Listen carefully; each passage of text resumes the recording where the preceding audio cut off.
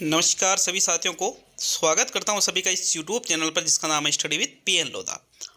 साथियों, मनोविज्ञान का पेपर नंबर 19 लेकर आया हूं। रीट 2021 पात्रता परीक्षा हेतु। उसके बाद में जो थर्ड ग्रेड की मुख्य परीक्षा होगी उसके लिए, साथ ही सेकंड ग्रेड और फर्स्ट ग्रेड के लिए बेहद ही उपयोगी टेस्ट है। इसके अलावा आप इन टेस्टों का यूज सी टेट के लिए भी बिल्कुल कर सकते हो, एमपी टेट, सी टेट वगैरह के लिए भी बिल्कुल कर सकते हो साथियों। तो चलिए वीडियो को शुरू करते हैं। लगातार टेस्ट सीरीज ज्वाइन करके रखें। आप यहाँ पर 100 टेस्ट यहाँ पर निःशुल्क यहाँ पर हल करने वाले हो, 100 टेस्ट। ठीक है, तो चलिए वीडियो को शुरू करते हैं। पहला प्रश्न हम देखेंगे। आपके प्रश्न संख्या 1 है, वह मानसिक क्षमता जिससे व्यक्ति ठोस वस्तुओं के महत्व को समझता है कौन सी बुद्धि है?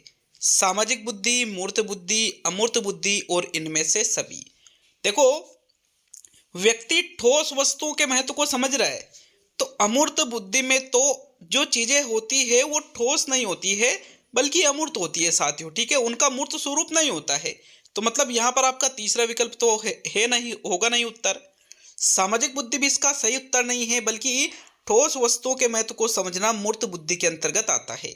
दूसरा विकल्प आपके पहले प्रश्न में सही है। नेक्स्ट प्रश्न संख्या 2 पे आएंगे। तो दूसरा प्रश्न है आपके, सांवेगिक बुद्धि व बुद्धिलब्धि एक दूसरे की पूरक है, एक दूसरे की विरोधी है, एक ही है या इनमें से सभी? तो प्रश्न संख्या 2 का सही उत्तर बताइएगा, कौन सा विकल्प आपका सही रहेगा।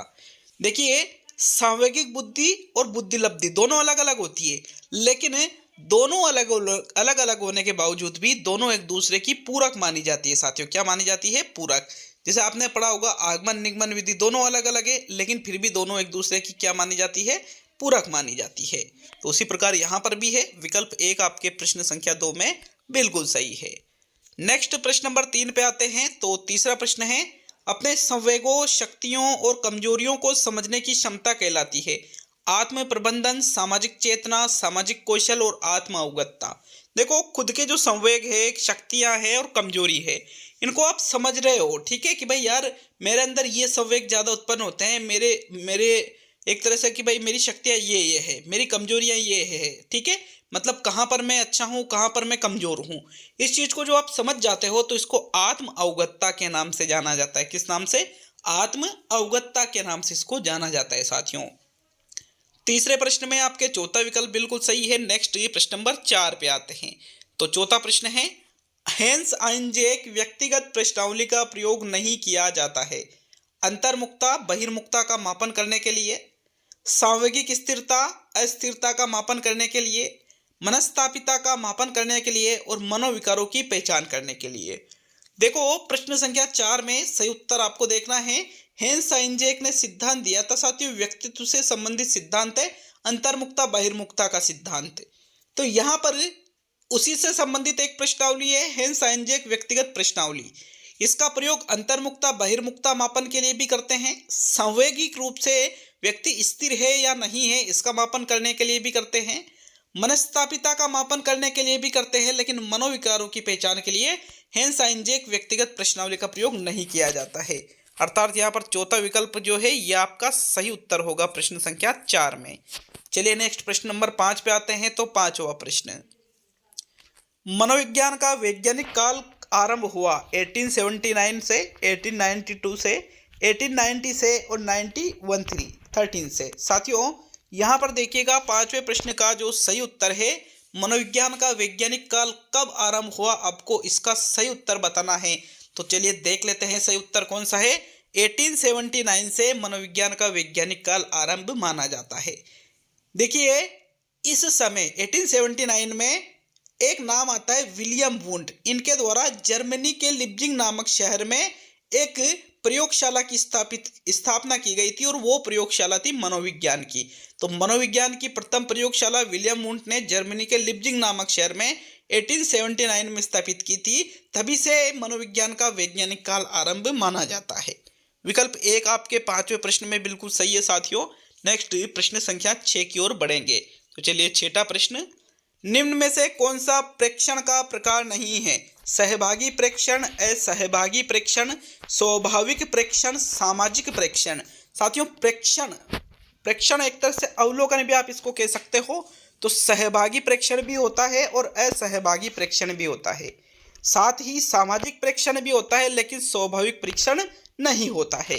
तो मतलब आपके प्रश्न संख्या 6, छठे प्रश्न का आंसर क्या रहेगा? तीसरा विकल्प आपके बिल्कुल सही रहेगा। चलिए आगे बढ़ेंगे प्रश्न संख्या 7 की ओर। तो 7वां प्रश्न, मैं उससे गणना करने के बजाय वह मुझसे गणना करती है, उपयुक्त उदाहरण में समायोजन की कौन सी विधि प्रयुक्त की गई है? अंतर्वेशन, प्रक्षेपण, प्रतिस्थापन और तर्क संगतिकरण। देखो, कोई ये कहता है कि मैं उससे गणना करने के बजाय वह मुझसे गणना करती है, तो एक तरह से यहाँ पर खुद का जो आरोप है, भाई गणना तो या तो इधर से हो रही है उधर से हो रही है। मान लीजिए खुद गणना करते हैं लेकिन आरोप दूसरों के ऊपर लगा रहे, तो फिर इस प्रकार की जो विधि होती है साथियों, इसको हम समायोजन की जो अप्रत्यक्ष विधियां हैं उसके अंतर्गत सम्मिलित करते हैं और इसको हम प्रक्षेपण के नाम से जानते हैं। ठीक है, प्रक्षेपण नहीं, प्रक्षेपण है ये ना। तो 7वें प्रश्न में आपके दूसरा विकल्प बिल्कुल सही है। नेक्स्ट आता है प्रश्न नंबर 8। तो 8वां प्रश्न देख लेते हैं। किसी विशेष ज्ञानेंद्रिय द्वारा किसी उद्दीपक या वस्तु का प्रारंभिक अनुभव कहलाता है संवेदना, प्रत्यक्षीकरण, अनुभव और अवधान। तो कोई विशेष ज्ञानेंद्रिय हो, ठीक है, कोई भी विशेष ज्ञानेंद्रिय मतलब जैसे हमारी नाक है, हमारी जीभ है, हमारी त्वचा है, हमारी आंखें हैं, ठीक है, ये सभी जो ज्ञानेंद्रियां हैं, इसके द्वारा किसी उद्दीपक या वस्तु का जो प्रारंभिक अनुभव होता है उसको हम संवेदना कहते हैं साथियों। और इस संवेदना के आधार पर, पूर्व अनुभव के आधार पर हम उसको कोई अर्थ प्रदान करें तो उसको हम प्रत्यक्षीकरण कहेंगे। ये चीज आपको विशेष तौर पे याद होना चाहिए। तो अगर पूर्व अनुभव के आधार पर किसी संवेदना को अर्थ प्रदान कर रहे हैं तो वो प्रत्यक्षीकरण है, और प्रारंभिक अनुभव कर रहे हैं किसी उद्दीपक का तो फिर वो संवेदना है। विकल्प 1 आपके प्रश्न संख्या 8 में बिल्कुल सही है। नेक्स्ट आगे बढ़ेंगे प्रश्न संख्या 9 की ओर।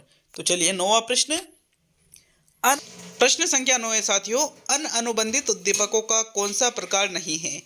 प्रवृत्त्यात्मक, विमुखी, अवशेष और इनमें से कोई भी नहीं।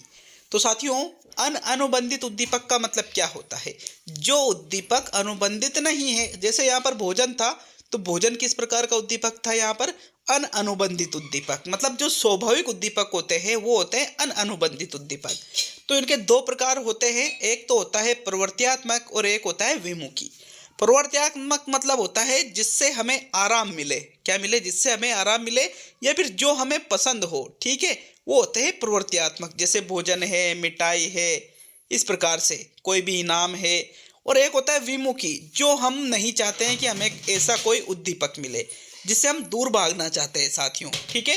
तो ये दोनों ही प्रकार होते हैं, अवशेष जैसा कोई प्रकार नहीं होता है। तीसरा विकल्प आपके प्रश्न संख्या 9 में सही है। नेक्स्ट आगे बढ़ेंगे प्रश्न संख्या 10 की ओर। 10वां प्रश्न है, अधिगम साधन व साध्य के बीच एक संज्ञानात्मक संबंध है जिसका सामान्यकरण अन्य परिस्थिति में भी किया जा सकता है। यह अधिगम का कौन सा प्रकार है? वाचिक अधिगम, नैमित्तिक अधिगम, प्राचीन अधिगम, अंतर्दृष्टि अधिगम। देखो, बहुत ही ज़्यादा महत्वपूर्ण प्रश्न है। इस प्रश्न का सही उत्तर बहुत ही कम लोग दे पाएंगे साथियों। तो देखो, इसका जो सही उत्तर है उसको देख लेते हैं और फिर इसको हम एक्सप्लेन करेंगे। देखो, 10वें प्रश्न में जो सही उत्तर है वो रहेगा आपके अंतर्दृष्टि अधिगम, इसका सही उत्तर है। क्योंकि प्रश्न कह रहा है अधिगम साधन व साध्य के बीच, साधन और साध्य के बीच एक संज्ञानात्मक संबंध है जिसका सामान्यकरण अन्य परिस्थिति में भी किया जा सकता है।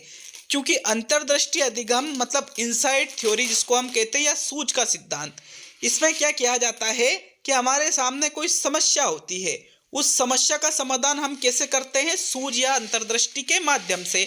तो जब भी हमारे सामने वैसी ही समस्या आएगी साथियों, हम सोचेंगे कि यार पहले इस प्रकार से हमने समाधान किया था, तो फिर अन्य परिस्थिति में भी आप उसका प्रयोग कर सकते हो। इस प्रकार ओनली चौथा ही विकल्प आपके 10वें प्रश्न में सही है। नेक्स्ट प्रश्न संख्या 11 को देखेंगे। तो 11वां प्रश्न देख लेते हैं। प्रेक्षण अधिगम में के तत्व में सम्मिलित नहीं है अवधान, स्मृति, अनुकरण और पूर्वगमन। साथियों, बहुत ही महत्वपूर्ण प्रश्न है, आप उत्तर दीजिएगा कौन सा विकल्प आपका इसमें सही है। तो देखो, प्रेक्षण का मतलब होता है अवलोकन आधारित अधिगम। अवलोकन आधारित अधिगम में सबसे पहले अवधान होता है, अनुकरण, स्मृति, ये सारी चीजें होती है। मतलब इसमें हम दूसरों के व्यवहार का अवलोकन करके उसका अनुकरण करके सीखते हैं स्मृति के द्वारा, ठीक है। तो ये तीनों चीज़ें तो इसमें आ जाती है, लेकिन पुरोगमन जो है ये प्रेक्षण अधिगम में नहीं आता है। तो आपके चौथा विकल्प सही हो जाएगा। फिर प्रश्न नंबर 11 में नेक्स्ट प्रश्न नंबर 12 पे आएंगे। तो आपके 12वां प्रश्न, अस्पष्ट उद्दीपकों की व्याख्या में किस मन की भूमिका महत्वपूर्ण होती है? चेतन मन की, अर्धचेतन मन की, अचेतन मन की और इनमें से कोई नहीं। तो वापिस इनमें से कोई नहीं वाला जो विकल्प है इसको तो हम एक तरफ रख देते हैं। अस्पष्ट उद्दीपक का मतलब होता है कि जो उद्दीपक क्लियर नहीं होते हैं, स्पष्ट नहीं होते हैं, वो है अस्पष्ट उद्दीपक। तो इनकी व्याख्या है साथियों, इनकी व्याख्या हम अचेतन मन के माध्यम से करते हैं। जैसे रोर्शा का इंक ब्लॉक टेस्ट है, रोर्शा का शहीद धब्बा परीक्षण, उसमें भी जो कार्ड दिए जाते हैं वो स्पष्ट कहाँ होते हैं साथियों? अचेतन मन का ही तो अध्ययन किया जाता है। तो तीसरा विकल्प इसमें सही रहेगा प्रश्न नंबर 12 में। नेक्स्ट आगे बढ़ेंगे प्रश्न संख्या 13 की ओर। 13वां प्रश्न है, संवेदना ज्ञान की पहली सीढ़ी है, यह कथन है? मानसिक विकास, शारीरिक विकास, ध्यान का विकास, भाषा का विकास। तो संवेदना साथियों ज्ञान की पहली सीढ़ी है। ज्ञान का संबंध किससे होता है? शारीरिक विकास से तो नहीं होता है, भाषा या ध्यान के विकास से नहीं, बल्कि ज्ञान का संबंध मानसिक विकास से होता है। विकल्प 1 आपके प्रश्न संख्या 13 में सही है साथियों। नेक्स्ट प्रश्न संख्या 14 की ओर बढ़ते हैं। तो आपके 14वां प्रश्न, कौन सा व्यवहार किशोरावस्था का लक्षण है? नकारात्मक व्यवहार, दिवा स्वप्न देखना, समलैंगिक मैत्री और बहिर्मुखी। तो ऐसा है भाई, किशोरावस्था चलती है 12 से 18। इसमें नकारात्मक व्यवहार भी होता है, समलैंगिक मित्र समलैंगिक मित्र नहीं होता है, इसमें विषम लैंगिक मित्र ज्यादा होते हैं। बहिर्मुखी, अंतर्मुखी, उभयमुखी किसी भी प्रकार का हो सकता है, ये नहीं है। बल्कि दिवा स्वप्न देखना, जो डे ड्रीमिंग होती है साथियों, दिन में ही सपने देखना, ठीक है, ये एक तरह से फैंटेसी भी आप इसको कह सकते हो। तो ये किशोरावस्था का प्रमुख लक्षण माना जाता है। दूसरा विकल्प आपके प्रश्न संख्या 14 में बिल्कुल सही आंसर है। नेक्स्ट आगे बढ़ेंगे अब हम प्रश्न संख्या 15 की ओर। तो चलिए 15वां प्रश्न देखेंगे, कौन सा कथन विकास के संबंध में सही नहीं है? पहला कथन है, विकास प्रतिमानों की कुछ निश्चित विशेषताओं की भविष्यवाणी की जा सकती है। दूसरा है, विकास का उद्देश्य वंशानुगत क्षमता का विकास करना है।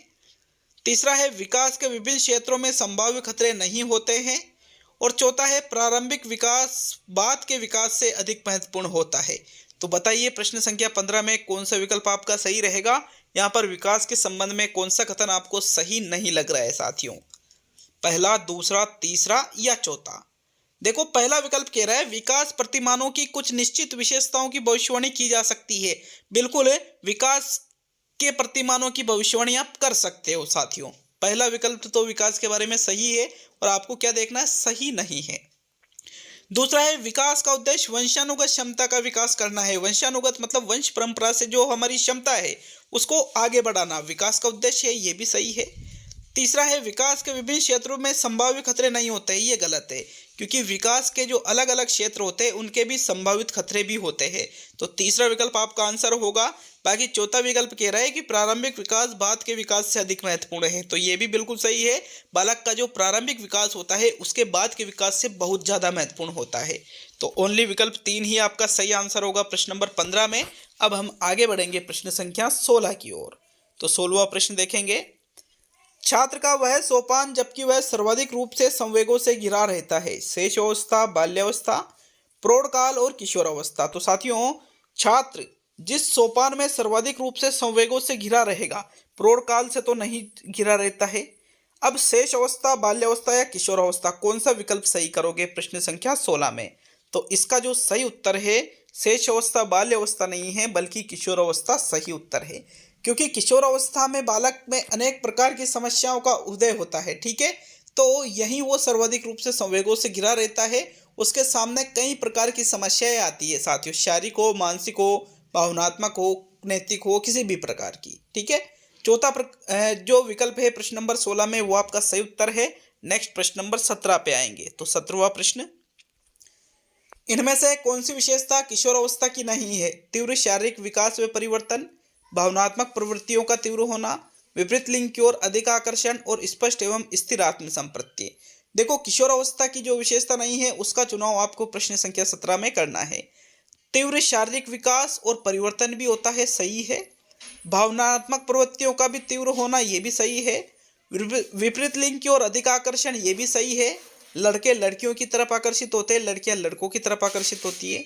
लेकिन स्पष्ट एवं स्थिर आत्म संप्रत्ति ये गलत है, क्योंकि किशोर अवस्था में स्थिर आत्म संप्रत्ति नहीं होता है, बदलता रहता है। तो विकल्प नंबर आपका 4 सही है प्रश्न नंबर 17 में। नेक्स्ट प्रश्न नंबर 18 की ओर बढ़ेंगे साथियों। तो 18वां प्रश्न देखेंगे। अत्यंत निपुणता पूर्वक अधिगम पद्धति जिस पर बंडूरा व वाल्टर ने बल दिया कौन सी है? पुरस्कार व सजा, निरीक्षण युक्त अधिगम या अनुकरण, स्व वास्तविकीकरण और इनमें से कोई भी नहीं। तो साथियों प्रश्न संख्या 18 में इनमें से कोई नहीं को तो हम बाहर निकाल देते हैं। देखो, बंडूरा ने किस पर बल दिया है साथियों? सामाजिक अधिगम के सिद्धांत पर। अब इन्होंने जो अपना सिद्धांत दिया है इसमें अवलोकन आधारित अधिगम बताया है, तो मतलब निरीक्षण युक्त अधिगम या अनुकरण, ये इस पर बंडूरा और वोल्टर ने बल दिया है। विकल्प नंबर आपका 2 सही है प्रश्न नंबर 18 में। नेक्स्ट आगे बढ़ेंगे प्रश्न संख्या 19 पर। तो 19वां प्रश्न, अनुबंधन की प्रक्रिया में प्रथम सोपान निम्न में से कौन सा है? उत्तेजना, आवृत्ति, सामान्यीकरण और इनमें से कोई नहीं। तो अनुबंधन की प्रक्रिया में प्रथम सोपान माना जाता है साथियों उत्तेजना को। किसको माना जाता है? उत्तेजना को प्रथम सोपान माना जाता है, क्योंकि सबसे पहले उत्तेजना होना चाहिए। विकल्प 1 आपके 19वें प्रश्न में सही है। नेक्स्ट प्रश्न नंबर 20 पे आएंगे। तो 20वां प्रश्न, आंतरिक अभिप्रेरणा का उदाहरण है। एक पुस्तक पढ़ना क्योंकि उसमें से परीक्षा में प्रश्न पूछे जाएंगे, पढ़ना क्योंकि इससे आपके पिताजी खुश होंगे, एक कहानी की पुस्तक पढ़ना क्योंकि कहानी पढ़ने से आपको आनंद मिलता है और इनमें से सभी। तो साथियों एक होता है, एक अभिप्रेरणा का प्रकार है आंतरिक और एक प्रकार है बाह्य। जो आंतरिक अभिप्रेरणा होती है साथियों वो आनंद प्राप्ति के लिए या खुद की मर्जी से किया जाता है, बाहरी कोई दबाव या बाहरी किसी दूसरे को संतुष्ट करने के लिए अभिप्रेरित नहीं होता है वो। तो यह पुस्तक क्यों पढ़ी जा रही है? क्योंकि परीक्षा में प्रश्न पूछे जाएंगे, तो ये बाह्य रूप से अभिप्रेरित है। पढ़ क्यों रहे हो? क्योंकि पिताजी खुश होंगे, ये भी बाह्य रूप से है। लेकिन एक कहानी की पुस्तक पढ़ना क्योंकि कहानी पढ़ने से आपको आनंद मिलता है, ये आंतरिक अभिप्रेरणा का उदाहरण है। विकल्प नंबर आपका 3 बिल्कुल सही है प्रश्न नंबर 20 में। नेक्स्ट आगे बढ़ेंगे प्रश्न संख्या 21 की ओर। तो 21वां प्रश्न, एक बच्चा सदैव दूसरों के प्रति सहानुभूति दिखाता है, यह आदत कहलाती है विचार संबंधी आदत, भावना संबंधी आदत, नाड़ी मंडल संबंधी आदत और नैतिक आदत। तो जो बालक है दूसरों के प्रति सहानुभूति दिखा रहा है साथियों, सहानुभूति दिखाना विचार और नाड़ी नहीं है बल्कि उसकी भावना संबंधी आदत कहलाएगी। दूसरा विकल्प 21वें प्रश्न में बिल्कुल सही है। नेक्स्ट आगे बढ़ेंगे प्रश्न संख्या 22 की ओर। तो 22वां प्रश्न, निम्न में से जन्मजात है प्रेरणा, रुचि, अभियोग्यता और अभिवृत्ति। साथियों इनमें से दिए गए विकल्पों में से जन्मजात हम किसको सही करेंगे? यहाँ पर रुचि को बिल्कुल जन्मजात सही करेंगे, क्योंकि रुचि क्या मानी जाती है? जन्मजात। विकल्प नंबर आपका 2 सही है प्रश्न संख्या 22 में। देखो प्रश्न में विवादित है, प्रश्न क्या है? विवादित है। तो यहाँ पर अभियोग्यता को भी जन्मजात ही माना जाता है साथियों, ठीक है। तो दूसरा और तीसरा दोनों ही विकल्प यहाँ पर सही हो जाएंगे। नेक्स्ट प्रश्न संख्या 23 पे आते हैं। तो यहाँ पर 23वां प्रश्न देखेंगे साथियों। आपके प्रश्न संख्या 23 है, क्या है देखिएगा प्रश्न संख्या 23, ये देखिए, प्रतिभाशाली होने के संकेत निम्न में से कौन सा नहीं है? कौन सा नहीं है? विचारों में सृजनात्मकता, दूसरों के साथ लड़ना, अभिव्यक्ति में अनुठापन और कौतूहल। तो यहाँ पर देखिए प्रतिभाशाली होने का संकेत यहाँ विचारों में सृजनात्मकता भी होती है, अभिव्यक्ति में अनूठापन भी होता है, कौतूहल भी हो सकता है, लेकिन दूसरों के साथ लड़ाई करना ये कोई प्रतिभाशाली होने का संकेत नहीं है। विकल्प नंबर आपका 2 सही है 23 में। अब देखेंगे प्रश्न नंबर 24 को। तो 24वां प्रश्न है, केटल द्वारा विश्लेषित किए गए व्यक्तित्वशील गुणों की संख्या कितनी है? 13, 15, 16 और 14। देखो आर.बी. केटल ने भी शील गुणों का एक सिद्धांत दिया था साथियों, कारक विश्लेषण का सिद्धांत। इन्होंने अपने सिद्धांत में जो विश्लेषित किए गए शील गुण हैं उनकी संख्या बताई है 16, और ये समूह में होते हैं 4 समूह में, प्रत्येक समूह में 4 शील गुण इन्होंने वर्गीकृत किए थे। तो विकल्प 3 आपके 24वें प्रश्न में सही है। अब आज का अंतिम और 25वां क्वेश्चन देखेंगे, लेकिन वीडियो अच्छा लगे तो वीडियो को लाइक जरूर करिएगा, और प्रश्न यहाँ पर किसी भी प्रश्न में कोई त्रुटि नजर आती है तो हमें त्रुटि कमेंट में लिखकर जरूर बताएं साथियों। साथ ही कितने प्रश्न आपके 25 में से सही हुए हैं ये भी बता करके जाइएगा, और चैनल पर नए हो तो चैनल को सब्सक्राइब करके बेल आइकन ऑन कर लीजिएगा साथियों। तो 25वां और अंतिम प्रश्न देख लेते हैं। जिन इच्छाओं की पूर्ति नहीं होती उनका भंडार गृह निम्न में से कौन सा है? इदम, अहम, परम अहम और इदम व अहम। तो साथियों, जो इच्छाएं अधूरी रह जाती है, जिनकी पूर्ति नहीं होती है, उनका भंडार गृह इदम होता है, जिसका संबंध अचेतन मन से है। किससे है? अचेतन मन से है। तो विकल्प एक आपके 25वें प्रश्न में सही है। यह आज का टेस्ट पूरा हुआ। आपको टेस्ट कैसा लगा हमें कमेंट करके जरूर बताइए। मिलते हैं अगले वीडियो में। बहुत बहुत धन्यवाद वीडियो को पूरा देखने के लिए।